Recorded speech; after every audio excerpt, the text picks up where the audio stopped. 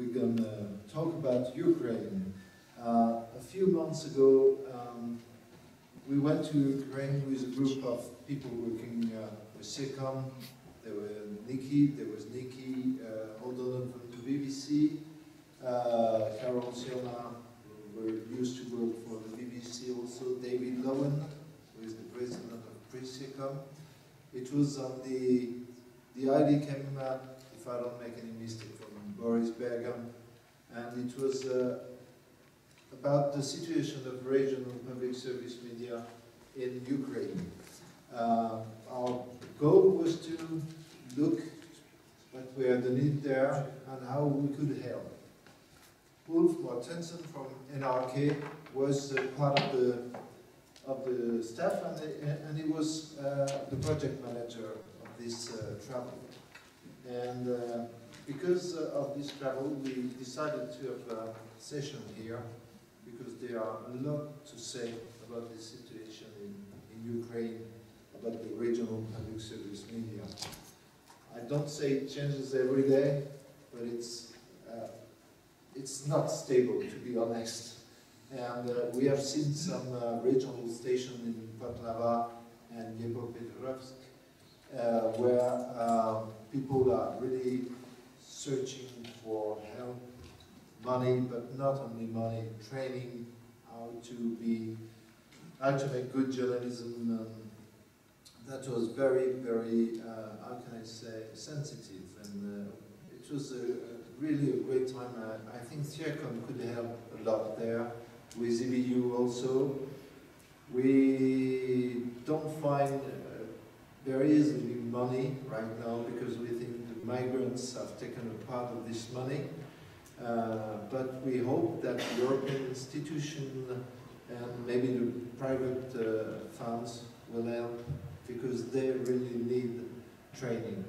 I'm not talking about buying technology, that could be possible, but more about how to become independent and how to become good journalists with good skills. So, Ulf, I'll let you do the session. Thank you. Thank you. I would ask my way to press. For display. Display. Thank you. Thank you. Too simple. I would ask my Ukraine colleagues and Boris to join me at the stage. As Jean-Marc told you, we have been working on this Ukraine project now for a year.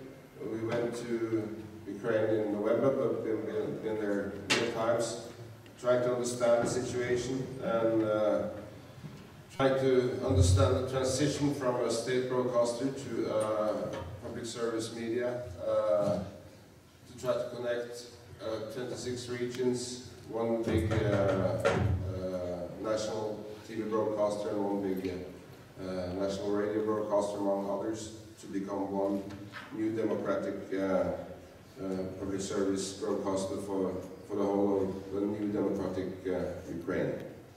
So we have been working with this, and we have, as Jean-Marc told you, we are trying to fund it, to get the situation ahead, to get started the training, which we think that is the only thing that CIRCOM can assist with in a proper way, to train journalists all over Ukraine, from the center in Kiev, to have the same standards for the regions, who today have been separate regional broadcasters. So I will start with our friend from EBU, Boris Bergant. What do you think are the real challenges in the transition today? Thank you very much, and thank you for your kind invitation. I will just continue with this presentation we just heard from our distinguished colleagues from Leipzig. We are in a phase in Europe where every public broadcasting, every media is under threat. There are several reasons, but in Central and Eastern Europe, the reasons are even more fundamental. The transition which we started 20 or so, 25 years ago with the fall of Berlin Wall included, of course, not only democratization, pluralization of the society, but of course it should be included also in the media, and particularly in public service media. We are speaking about transition from state broadcasting into public broadcasting. They are two totally different animals. Unfortunately, in many minds in Central and Eastern Europe, people, and particularly politicians, don't understand it. Simply, we start a transition, it is well underway, it comes another government, it turns all achievements around, and then we are again on the beginning.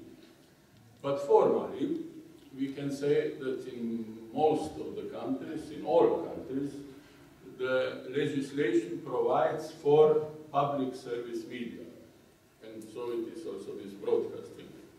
In practice, it is of course totally different in many cases. We have only two countries in Europe where there is still public, where it is still state broadcasting. These two countries are Belarus, even Russia has an independent so-called public broadcaster, and it used to be Ukraine.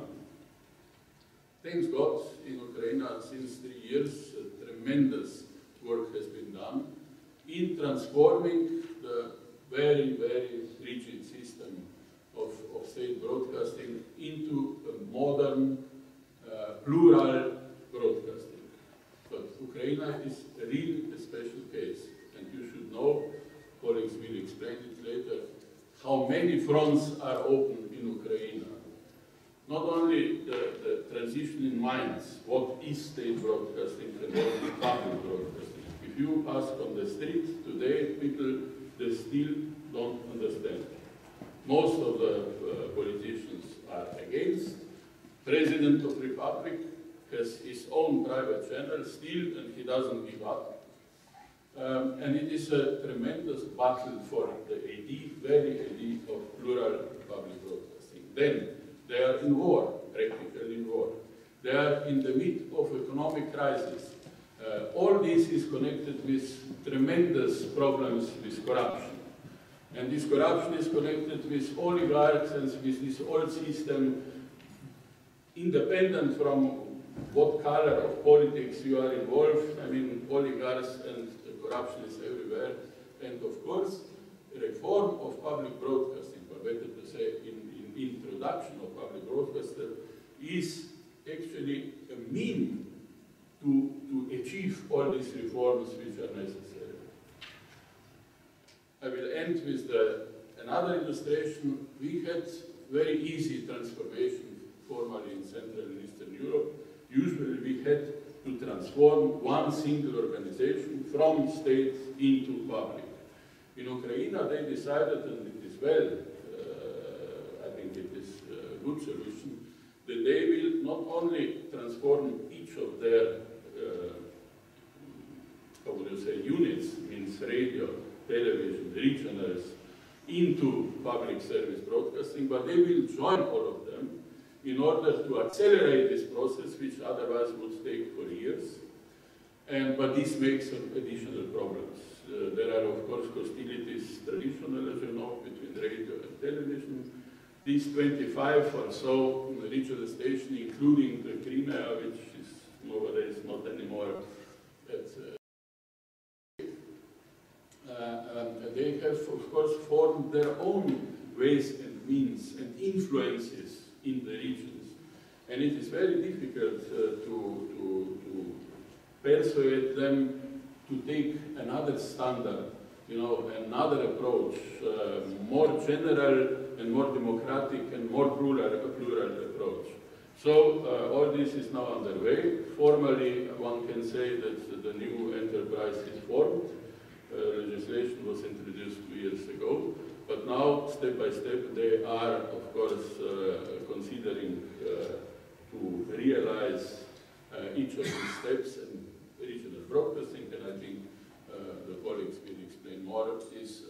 pivotal in this process. I would just like to finish with a high appraisal for what our international partners are doing in Ukraine. Not only that they have a very devoted, really devoted task force within broadcasting, pushing these changes and reform forward, even in the worstest periods of time, and now they are facing such a worse time. But the international organization at the top with Council of Europe, who is coordinating the whole process, I really do the best possible that this would be a success. And I strongly hope that CIRCOMRegional, a part of my life, will be involved in that and assist our colleagues to achieve the goals which are necessary. Thank you, Boris. In this transition, the Council of Europe has been the leading partner also for CIRCOM during our year in Ukraine. The Council of Europe has been our sponsor and main cooperator, so we have been working together. And Galyna, Smirnova, what do you think are the goals, and how can a democratic public service broadcaster help Ukraine democracy and human rights in the years to come? I would like to say that public service broadcasting, launching of public broadcasting in Ukraine is a very important priority for the Council of Europe, because the Council of Europe as a standard-setting body has a lot of recommendations and standards on public broadcasting, on financing and independence and relative public service broadcasting. Also, launching of public service in Ukraine is one of key obligations of Ukraine to the Council of Europe since 2005, and also it is a priority of Council of Europe Action Plan for Ukraine for 2015 to 2017. It's a joint initiative of the Council of Europe and Ukrainian authorities. Therefore, Council of Europe has been implementing already 3 projects with support of European Union, Canadian government, and the Council of Europe member states to support Ukraine in this difficult reform. Also, it's part of the Ukraine Association agenda. And if we look at the process of reform, as Boris mentioned, it started 2 years ago, but before that there were initiatives since 2005 from civil society. There were draft laws on public broadcasting, but only in 2014 it was adopted, but it was a framework law. It didn't give detailed procedure and implementation, so it was only after a year the amendments to the law were adopted, which defined the scope of public broadcasting and the governance structure. Then in July 2015, we started to formulate a supervisory board. Our supervisory board consists of 17 members. 9 of them are delegated from civil society, and 8 are delegated by parliamentary groups and factions. And our supervisory board is very active. They meet once in 2 weeks. In the beginning, they had their meetings in our office, Council of Europe office. So what happened last week is very important for us. The law of Ukr-Telefilm, this is a state company which was supposed to join together with other almost 30 companies into one single entity, which would be then transformed into a public broadcaster. So this state company was deliberately blocking the reform. They were not implementing the law, and an amendment to the law on public broadcasting was adopted, which will facilitate further reform and establishment of a legal entity. So, till the end of the year, we expect that the statute on the National Public Broadcasting Company will be adopted.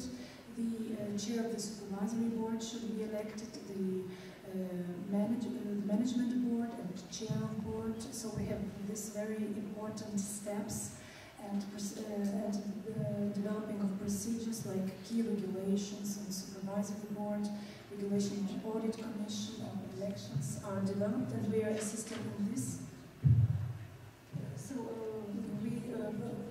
Till the end of the year, we plan to provide support. We already provided support on law and on statute, and we organized high-level discussions with international expertise on the key problematic issues like formulation of supervisory board, regional model, adopting amendments to the law on public broadcasting.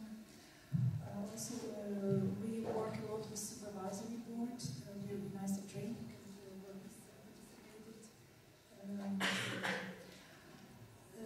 Also, we will continue providing capacity development to management, supervisory boards, and supporting awareness campaign on public broadcasting.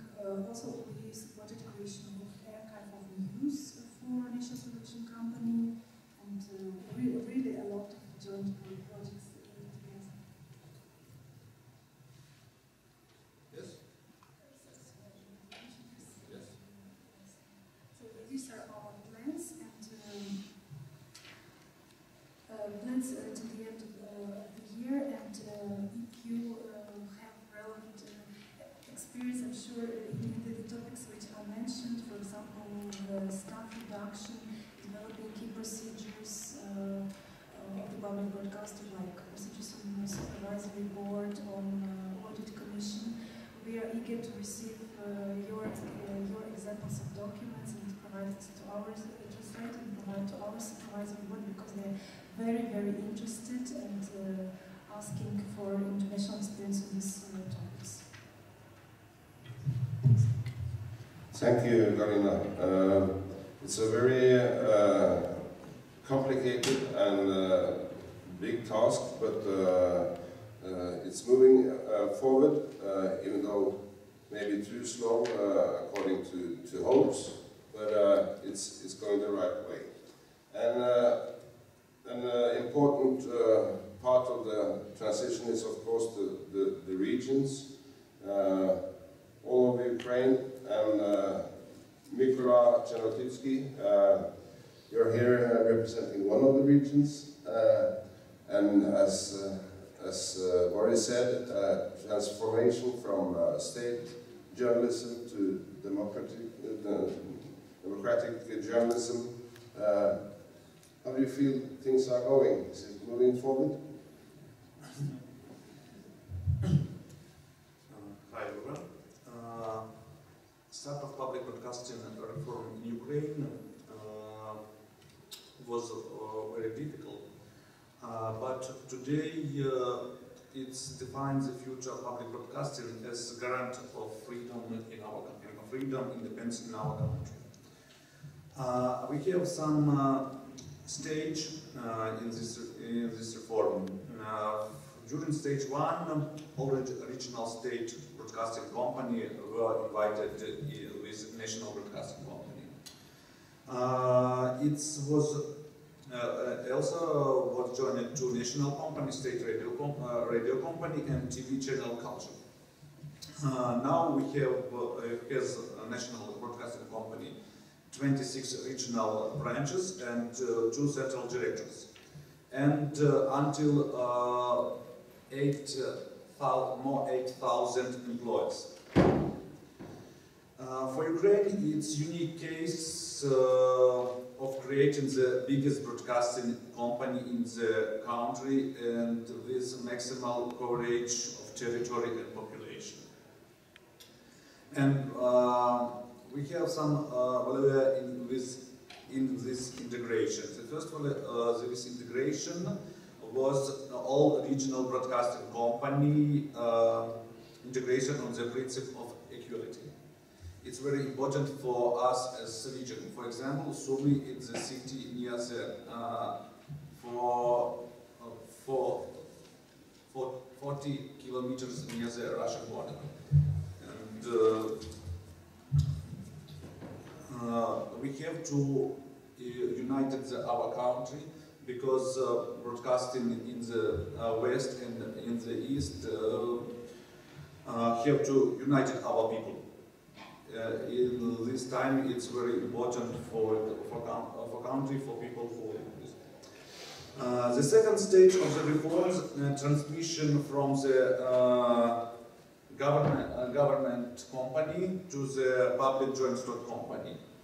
Now we have the supervisory board, what have 70 members, 8 members from political parties, and 9 people from NGO.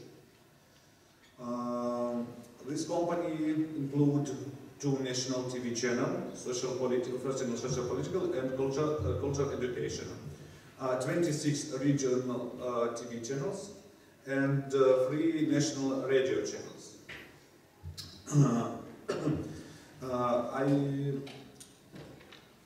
Now I want to speak about the positive side of this change.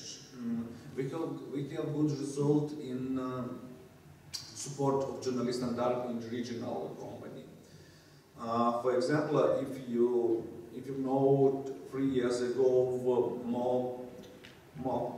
the most part of regional state company works like PR department of the state administration. In news, you could see only head of administration, head of local parliament, and only positive news about party who has the power. Now, for example, our company where I work, for the last 2 years, we have we have no one material about positive, like PR material. We call it in Ukraine it's Jinsa. Its good result is the first UA in the news, in the journalist investigation. But we have we have good news in our promotion strategy. We have result for trust and brand You Are First. It's brand of public broadcasting in Ukraine. We have trust more than 25%. But it's only start. Now about negative. Negative is the positive. People are not ready to change. They don't believe in state broadcasting company. It's true. Our people has low medical literacy. It's true too. Media literacy. We have problem with money. If you know, now we have only half of money what was in our budget in this year. We have huge bureaucracy. It's very hard to changes in the company. But I feel optimistic, and I believe we do it, and we build the real public broadcast company in the Ukraine. And now I want to say what we want to study. We want to study real journalism, and this is that what you can support us. You can help us. It's very important for us because, for example, in my company, more journalists who works in this news, it's young people, 20, 22 years. And they believe in reform. And they want to study. And I believe you help us. Thank you. Thank you, Mykola. And